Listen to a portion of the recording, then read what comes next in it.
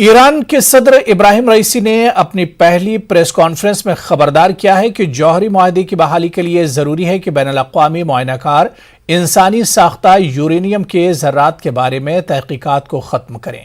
اس موقع پر انہوں نے اسرائیل کو دھمکی بھی دی اور امریکی صدر سے ملاقات سے بھی انکار کیا۔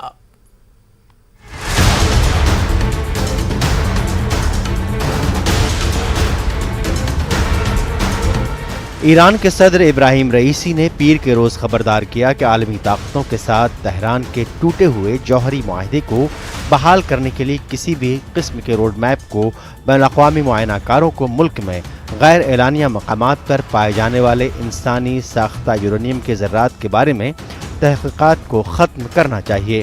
اپنے عہدے کے پہلے سال کے موقع پر ایک غیر معمولی نیوز کانفرنس میں ابراہیم رئیسی نے اسرائیل کے خلاف دھمکیاں بھی جاری کی اور ایران کی معیشت اور ریال کرنسی میں بین الاقوامی پابندیوں کے بوجھ تلے دب جانے کی وجہ سے حوصلہ افزائی کرنے کی بھی کوشش کی۔ اس معاہدے پر بین الاقوامی توجہ کے باوجود ویانا میں ہونے والی بات چیت میں توازن برقرار ہے۔ رئیسی کو جاری مذاکرات کو مکمل طور پر تسلیم کرنے میں 1 گھنٹے سے زیادہ کا وقت لگا۔ تہران اور واشنگٹن نے روڈ میپ کے باریک نکات پر حالیہ ہفتوں میں تحریری رسپانس کا تبادلہ کیا، جس میں ایران کے خلاف پابندیاں اٹھا لی جائیں گی، جس کے بدلے میں اس کے تیزی سے آگے بڑھنے والے جوہری پروگرام کو محدود کر دیا جائے گا۔ رئیسی نے کہا، حفاظتی امور کے حل کے بغیر کسی معاہدے کے بارے میں بات چیت کرنا بے معنی ہے۔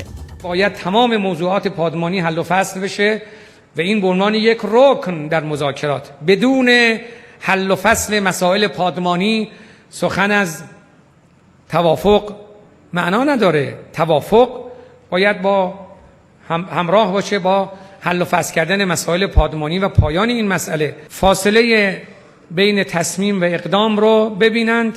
اگر تصمیم چنین کاری رو بگیرند شاید به اونها دیگه مهلت داده نشه که بخوان دست به اقدامی ببرن.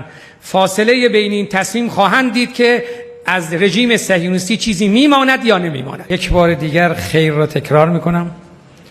هیچ فایده مترتب بر ملاقات ما و ایشون وجود ندارد، نه برای ملت ایران و نه برای منافع ملت بزرگ ما و برنامه‌ای هم برای چنین ملاقاتی وجود نداره و نخواهد داشت۔ بین الاقوامی ایٹمی توانائی ایجنسی نے کئی سال سے ایران کے غیر اعلانیہ مقامات پر پائے جانے والے انسانی ساختہ یورینیم کے ذرات کے بارے میں سوالات کے جوابات دینے کی کوشش کی ہے۔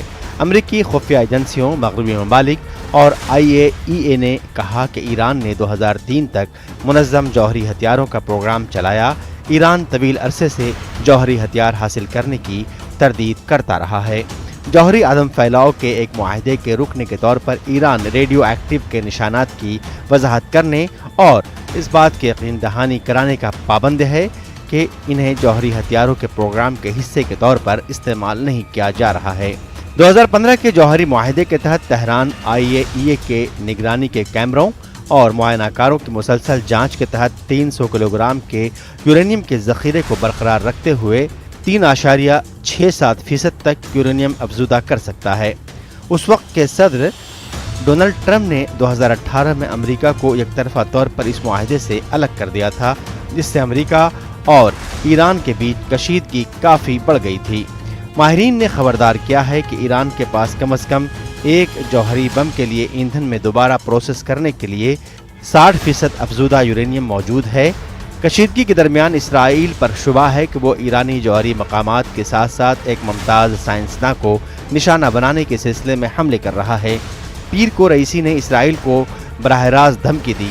رئیسی نے کہا، اگر اسرائیل ایران کے جوہری پروگرام کو تباہ کرنے کی اپنی دھمکیوں پر عمل کرنے کا فیصلہ کرتا ہے تو وہ دیکھیں گے کہ صہیونی حکومت کے پاس کیا بچتا ہے۔